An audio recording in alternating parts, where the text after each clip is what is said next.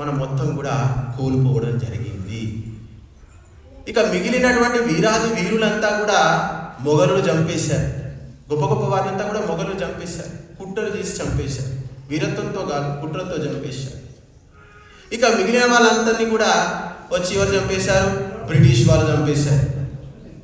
ఇంతమంది చచ్చిపోతే ఆఖరికి మిగిలిన వాళ్ళంతా అంటే సామాన్యులు, సామాన్య బుద్ధే ఉంది ఈ జాతిలో.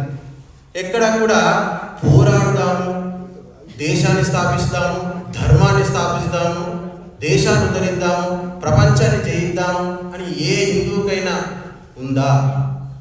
లేదు. అమెరికన్స్ ఉంది. ప్రపంచాన్ని శాసించాలి, ప్రపంచాన్ని పరిపాలించాలి. అమెరికా ట్రంప్ భారతదేశానికి వాళ్ళ కొడుకును పంపించగలుగుతాడా విద్యాభ్యాసం కోసం? చెప్తే ఏం మాట్లాడుతున్నారు స్వామి, అలా జరుగుతుందా? కలలో కూడా అట్లా అయ్యే పనేనా అని మనం అనుకుంటాం. మన సంతానాన్ని అందరినీ కూడా అంగట్లో పెట్టి అమ్ముకుంటున్నాం, కంటున్నాం, తీసుకెళ్ళి అంగట్లో పెడుతున్నాం. ఎవడు ఇస్తాడో? అమెరికా వాడు ₹1,00,000 ఇస్తాడు, లండన్ వాడు 50,000 ఇస్తాడు, లండన్ పంపించు. ఇంకోటి ఇస్తాడు. ఇక్కడ ఆస్ట్రేలియాలో సాఫ్ట్వేర్ చేసుకుంటే 60,000 ఇస్తారు, ఆస్ట్రేలియా పంపించు. అంటే భారతదేశం అంతా కూడా మనము మన పిల్లల్ని అమ్ముకొని ఒక మార్కెట్ లాగా తయారైపోయింది. మన సంతానం అంతా కూడా మన కోసం కాదు. మీరు ఆలోచించండి, ఎవరు ఆలోచించట్లేదు. ఇక్కడ పుట్టిన ప్రతి శిశువు కూడా మన దేశం కోసం, మన ధర్మం కోసం, కన్న వాళ్ళ కోసం ఎవడు కూడా పనికి రాడు.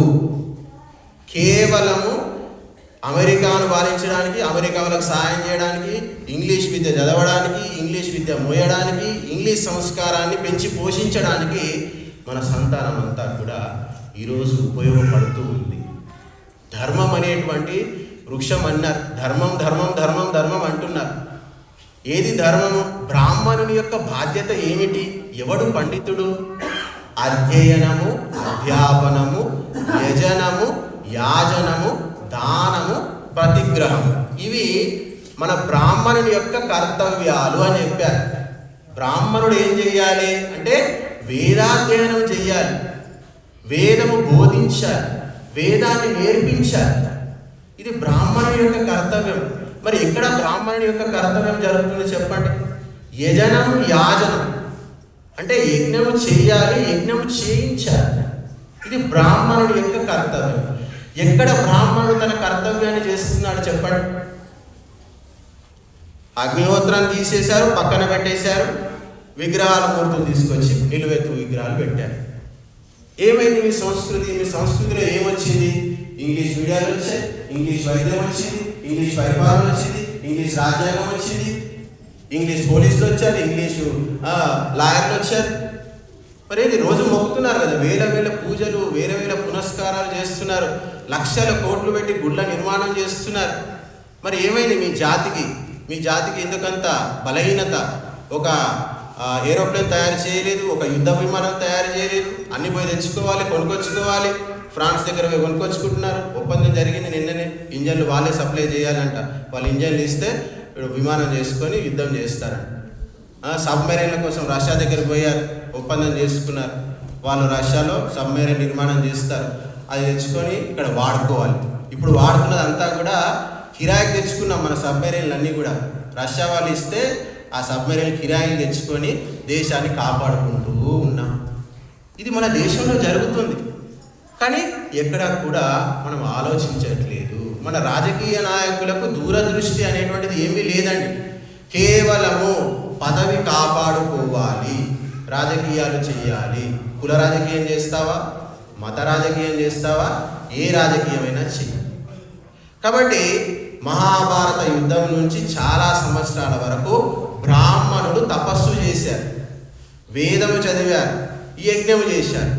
అప్పటి వరకు ప్రపంచం మీద మన ఆధిపత్యమే ఉండేది. ఎప్పుడైతే బ్రాహ్మణుడు అగ్నిహోత్రం మానేశాడో, వేదాలు మానేశారో, అప్పటి నుంచి ఈ దేశం యొక్క అధోగతి అనేటువంటిది మొదలైంది. ఆ అధోగతి ఇప్పటికి కూడా సాగుతూనే ఉంది. ఎవరికి కూడా ఆ యొక్క విషయాలు ఏమి కూడా అర్థం కావట్లేదు. కాబట్టి వేదము, యజ్ఞము, ఈ మూడింటిని ప్రతి హిందువు రక్షించుకోవాలి. మొట్టమొదటిగా బ్రాహ్మణుని కాపాడాలి. బ్రాహ్మణుని కనుక కాపాడకపోతే బ్రాహ్మణుడు సమాజాన్ని మొత్తం సర్వనాశనం చేస్తాడు. ఇప్పుడు అదే జరుగుతుంది అంతా కూడా. నీకు ఇది ఉంది అది ఉంది అని చెప్పి రకరకాలుగా భయభ్రాంతులకు గురి చేయడం. నీకు నీ చేయి చూపించు, నీ ఈ జాగ్రత్తగా చెప్తాను, నీకు అది చేస్తాను, ఇది చేస్తాను, ఈ పూజ చేస్తాను, అది చేస్తాను. ఏం చేస్తాడు మరి? మీరు మార్కెట్కి వెళ్ళండి, మార్కెట్కి వెళ్తే అక్కడంతా కూడా మీకు పూజకు అని అడగండి, అంతా చండాలమైన సరికే ఇస్తాడు. నెయ్యి, సామాగ్రి అంతా కలితే ఉంటుంది. పూజకు వాడేటువంటి వస్తువులు ఉన్నంత కలితి ఎక్కడ కూడా లేవు. మీరు పూజా సామాగ్రికి వెళ్ళి చూడండి. మరి మీ పూజకు మీరెందుకు విలువ ఇవ్వట్లేదు? మీ దేవుడే కదా. కల్తీనే ఎందుకు పోస్తున్నారు? కల్తీ దీపాలు ఎందుకు పెడుతున్నారు? మీ దేవునికి చెప్పండి. 60 రూపాయల దీపం ఎందుకు పెడుతున్నారు? కల్తీ నెయ్యి తీసుకొచ్చి ఎందుకు దీపాలు వెలిగిస్తున్నారు? పోతే పోని అని చెప్పి. అందుకే మీరు లక్షల రూపాయలు పోసి మీ కొడుకులను చదువుకోవాల్సినటువంటి పరిస్థితి దాపురించింది. 1,00,000 రూపాయలు ఇంగ్లీష్ మీడియం పెట్టి చదివిస్తున్నారు, కాలేజీలకు, వీటికి వాటికి.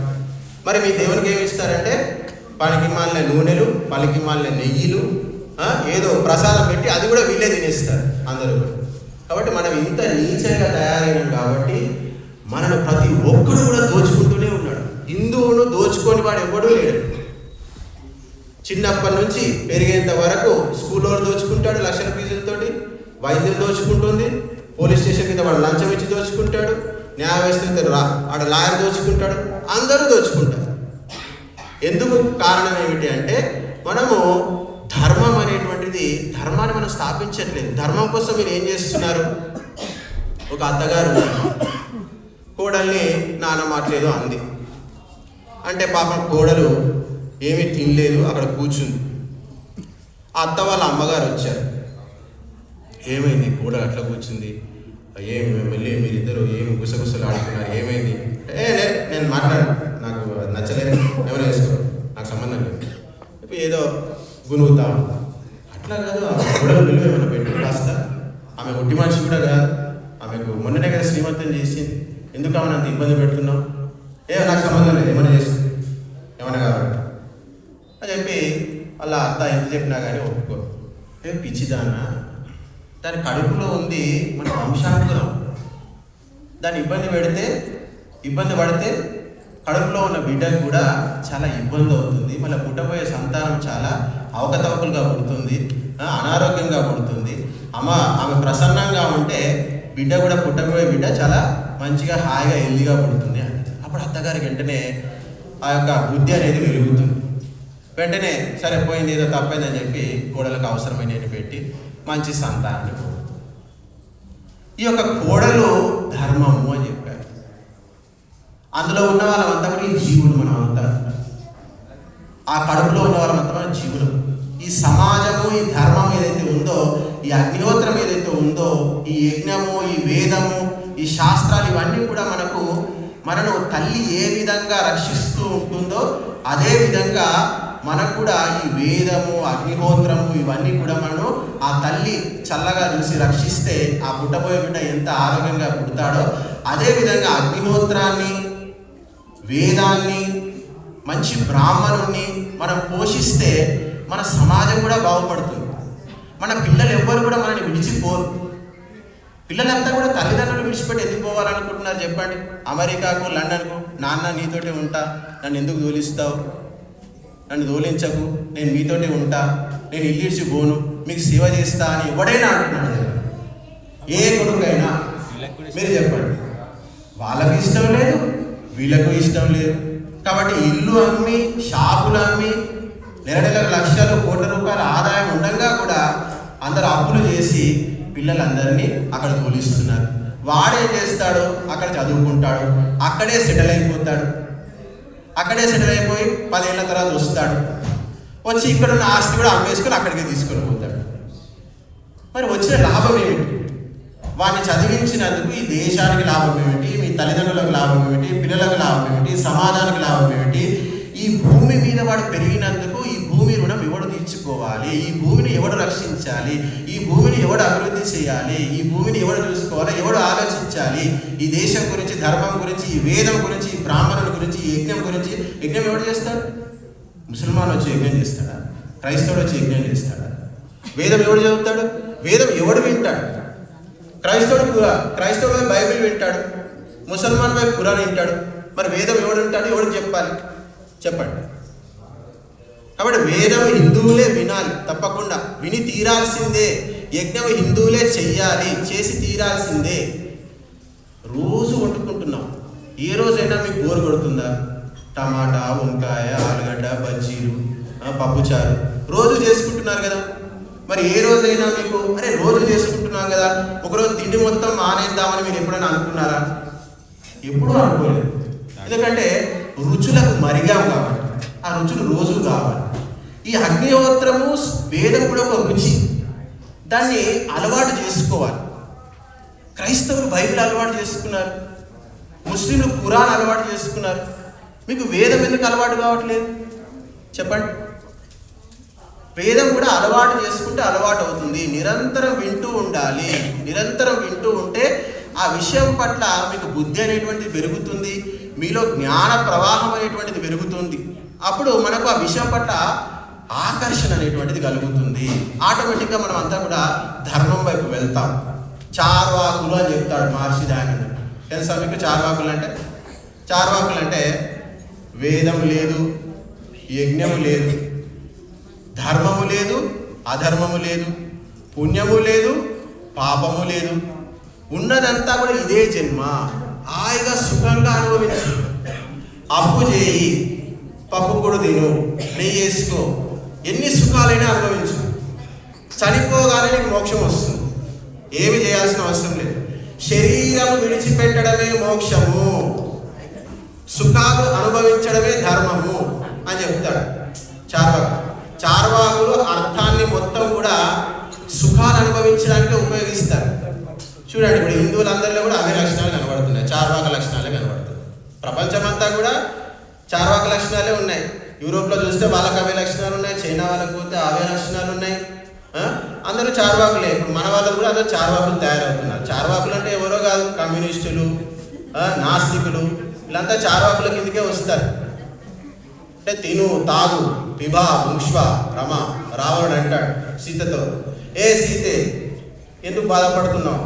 జీవితం ఉన్నదే కొద్దిగా, హాయిగా అనుభవించు, తిను, తాగు, పిబా, భుంక్ష్వ, రమ, జీవితాన్ని ఆస్వాదించు అని చెప్తాడు. కాబట్టి మన జాతి ఇలాంటి జాతి కాదు. ప్రపంచములో ఏ భూమిలో కూడా యజ్ఞము చేసేటువంటి సౌలభ్యం లేదు, గుర్తుపెట్టుకోండి.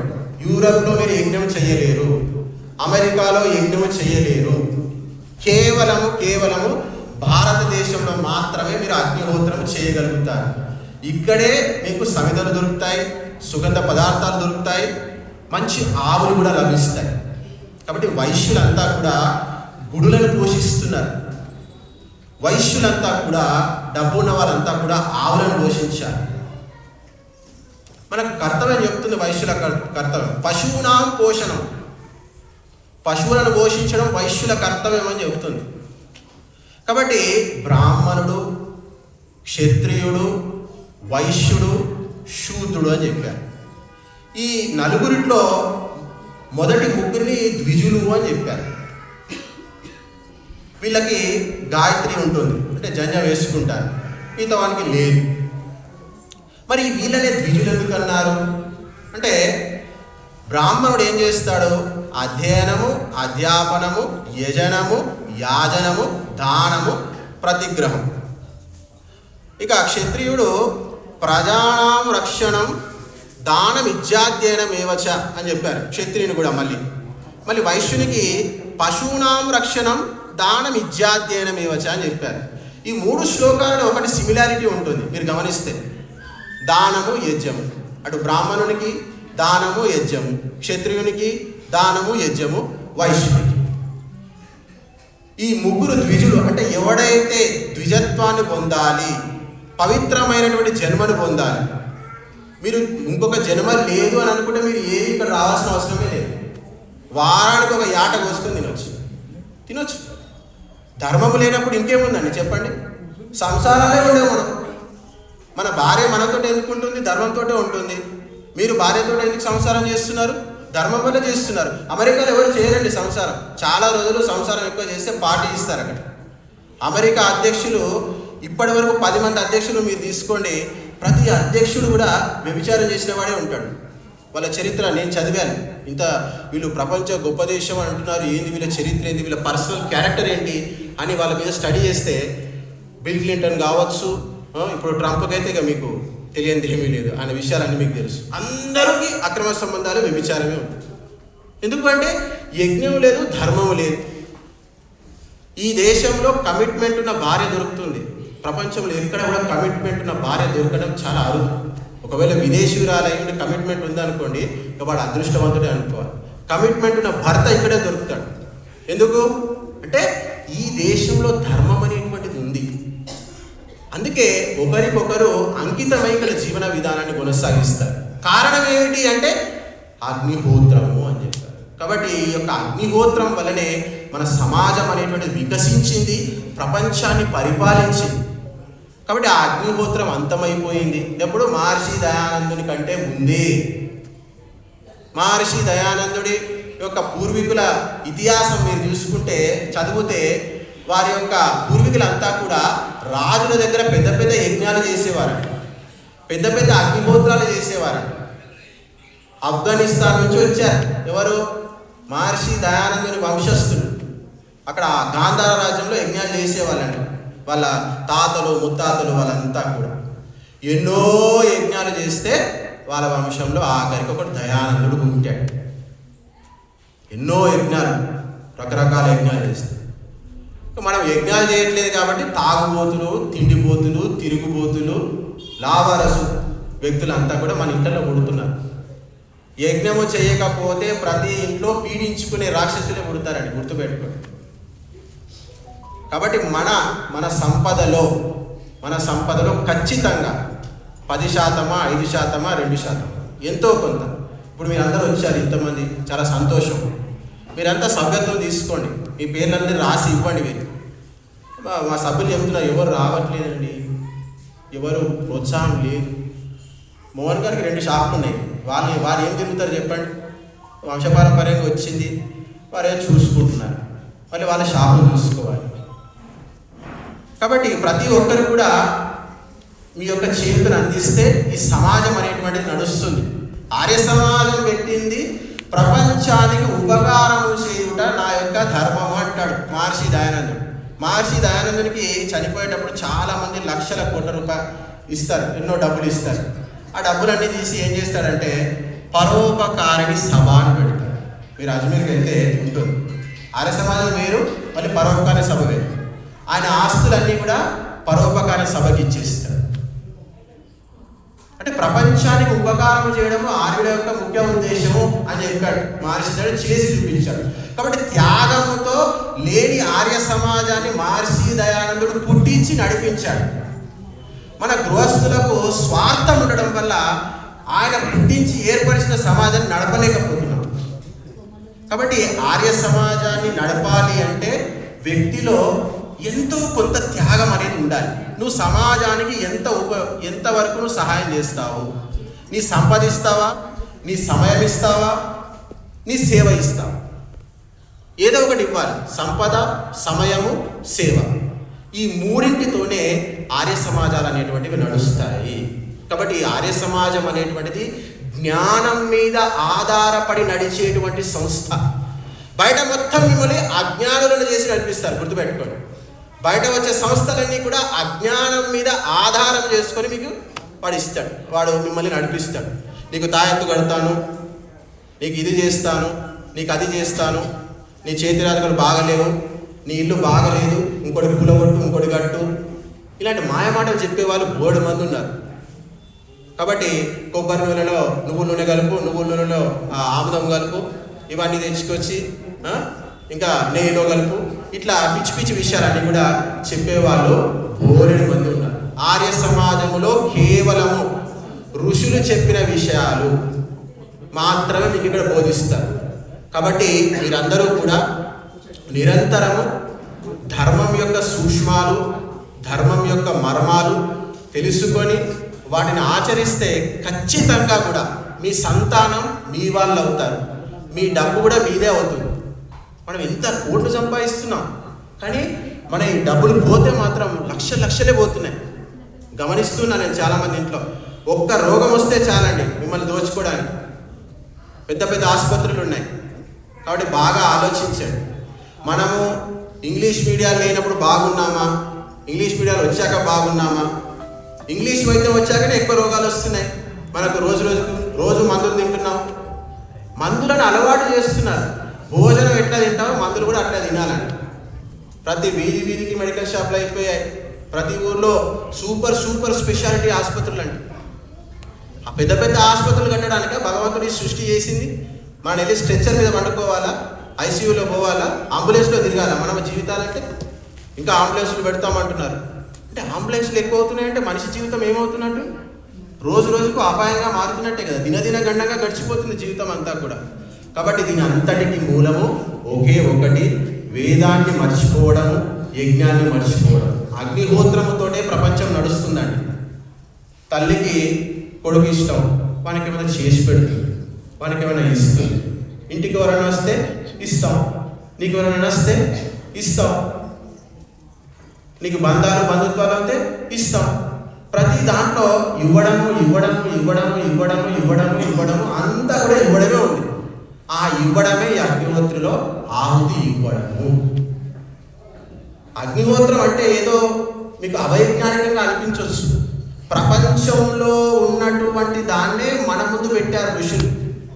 ఈ బ్రహ్మాండంలో ఏదైతే నడుస్తుందో అదే ఈ యొక్క అగ్నిహోత్రంలో నడుస్తుంది. కాబట్టి ప్రపంచం అంతా కూడా ఇవ్వడం ద్వారా నడుస్తుంది. మేఘాలు వర్షాన్ని ఇస్తాయి, మనకు భూమి పంటని ఇస్తుంది, సూర్యుడు వెలుగునిస్తున్నాడు. ఇవ్వడం ఆపేస్తే నడుస్తుందా? కాబట్టి ఆ పరంపరను ముందుకు తీసుకెళ్ళడానికి మనకు ఈ యొక్క అగ్నిహోత్రం అనేటువంటి వ్యవస్థను ఏర్పరిచారు. కాబట్టి మీరందరూ ప్రతి ఒక్కరు మనం పుట్టినప్పటి నుంచి చనిపోయేంత వరకు షోడశ సంస్కారాలు, ఆర్య సమాజంలో షోడశ సంస్కారాలు జరుగుతాయి. పుట్టినప్పటి నుంచి చనిపోయేంత వరకు అగ్నిహోత్రముతో జరుగుతుంది. కాబట్టి ఇక్కడ ఒక ప్రొఫెషనల్ పండితుడు ఉండాలి. అతను నిరంతరం పొద్దున సాయంత్రం యజ్ఞం చేస్తూ ఉండాలి. బయట కూడా అందరింట్లో యజ్ఞం చేసేటువంటి అవకాశం కూడా ఉండాలి. అలా ఉన్నప్పుడే సమాజం అనేటువంటిది ముందుకు నడుస్తుంది. ఎందుకంటే ఎవరో వచ్చి కొందరు పార్ట్ టైంగా చేస్తూ ఉంటారు, దానివల్ల ప్రభావం అనేది ఉండదు. ఇప్పుడు క్రైస్తవులు ఎంత ప్రభావంగా ఉన్నారంటే వాళ్ళకు ఒక ప్రొఫెషనల్ ఫాదర్ ఉంటాడు, ఒక ప్రొఫెషనల్ మౌల్వి ముస్లింలకు ఉంటాడు. మరి ఆర్య సమాజంలో కూడా ఒక ప్రొఫెషనల్ పండితుడు ఉండాలి. అలా ఉన్నప్పుడే ఈ యొక్క ఆర్య సమాజం అనేటువంటిది ముందుకు నడుస్తూ ఉంటుంది. కాబట్టి మీరందరూ కూడా ఈ సమాజం యొక్క బరువును మోయాలి, ఎత్తుకోవాలి.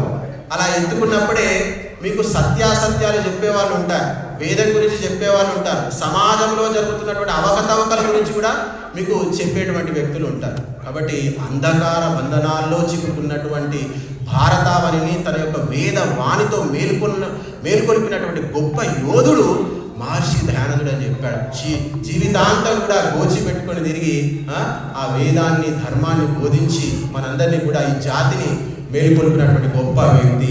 కాబట్టి ప్రపంచం అంతా కూడా 10,000 ఆర్య సమాజాలు ఉన్నాయి. ఈరోజు 10,000 ఆర్య సమాజాలు ప్రపంచ దేశాల్లో ఉన్నాయి. కాబట్టి ఎప్పుడైతే ఈ యొక్క ధార్మిక సభలు నడిచి ప్రజలకు ధర్మాన్ని బోధిస్తాయో అప్పుడే ప్రజల్లో చైతన్యం వస్తుంది. మనమంతా కూడా కులాల్లాగా, మతాల్లాగా విడిపోకూడదు. మనమంతా ఒకే జట్టుగా ఉండాలి. ఒకే జట్టుగా ఉండాలంటే మన ఆలోచనలన్నీ కూడా ఒకే విధంగా ఉండాలి. ఎప్పటి వరకైతే మన ఆలోచనలు ఒకటి కావో మనమంతా కూడా ఒకటి కాలేము. సంగచ్చత్వం సంవదత్వం సంభో మనాసి జానతాం దేవాభాగం యథాపూర్వే సంజానాన ఉపాసతే. కాబట్టి ఎప్పుడైతే నీ ఆలోచనలు, నీ నడక, నీ లక్ష్యం ఏకమవుతుందో మీరంతా కూడా ఏకమవుతారు. ముస్లిం లక్ష్యం అంతా కూడా అల్లా, ముస్లింల గ్రంథం అంతా కూడా ఖురాన్. వాళ్ళ లక్ష్యము అల్లా రాజ్యం. మరి మీ లక్ష్యం ఏమిటి చెప్పండి? కనీసం రామరాజ్య స్థాపన కోసం లక్ష్యం చేస్తారా రామరాజ్యాన్ని? అలాంటి ఆలోచనలు మనకు రావట్లేదు. అందుకే మనం విడిపోయాము, పడిపోతూ ఉన్నాము. కాబట్టి మన ఆలోచనల్ని ఏకం చేసుకోవాలి. మన భేషజాలు, మనలో ఉన్నటువంటి భేషజాలు పక్కన పెట్టాలి. నేను దీన్నే నమ్ముతాను, చిన్నప్పటి నుంచి మా పరంపర, మాకు ఈ సాంప్రదాయం ఉంది, మా ఇంట్లో ఇదే తంతు చేస్తారు, మేము ఇదే చేయించుకుంటాం. అది అలాంటి మాటలు మాట్లాడకూడదు. మీరు చేసేటువంటి ధార్మిక కార్యక్రమాలు ఎంతవరకు వేద విహితము, ఎంతవరకు వేద సంహితము, వేదానికి ఆధారంగా ఉన్నాయా లేవా నువ్వు చేసేటువంటి పనులన్నీ? ఒకవేళ వేదానికి ఆధారంగా ఉంటే మనం ఆ పనులు చెయ్యాలి, కొనసాగించాలి. అది వేద విరుద్ధం అయితే ఆ పనులన్నీ కూడా మనము మానేయాలి. కాబట్టి మీరంతా కూడా ఈ ఆర్య సమాజానికి సహకరించి మీ ఇంట్లలో యజ్ఞాలు చేసి మీరు స్వయంగా యజ్ఞాలు ఆచరిస్తూ ఆ యజ్ఞీయ సాంప్రదాయాన్ని మీ పిల్లలకు కూడా అందించి వారి జీవితాల్లో కూడా వెలుగు నింపి మీ జీవితాల్లో కూడా వెలుగు నింపుకుంటారని చెప్పి నేను మనస్ఫూర్తిగా ఆశిస్తున్నాను. కాబట్టి ధర్మం అనేటువంటి వృక్షానికి సహాయం చేయడం అంటే అగ్నిహోత్రానికి, వేదానికి, ఆవు, దీనికి మీరు సహాయం చేసినట్టే. కాబట్టి మీరందరూ కూడా దయచేసి మీరంతా కూడా గోమాతను పెంచే ప్రయత్నం చేయండి. అందరూ ఆవు పాలు తాగే ప్రయత్నం చేయండి. హిందువులందరికీ కూడా మోకాలు నొప్పులు వస్తున్నాయి. 60-50 ఏళ్ళు దాటిన వాళ్ళందరికీ కూడా మోకాలు నొప్పులు ఉన్నాయి. మన శరీరంలో వచ్చేటువంటి రోగానికి కారణం మనం తినేటువంటి ఆహార పదార్థమే మూలము. గుర్తుపెట్టుకోండి.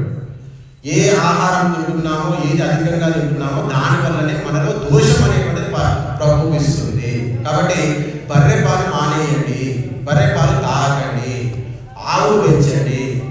పెద్ద పెద్ద గుళ్ళు కడుతున్నారు, 10 ఆవులు పెంచుకొని ఆవు పాలు తాగడానికి మీకు ఇబ్బంది ఏముంది చెప్పండి? కాబట్టి ఆవు పాలు తాగండి, యజ్ఞం చేసుకోండి, వేదం వినండి.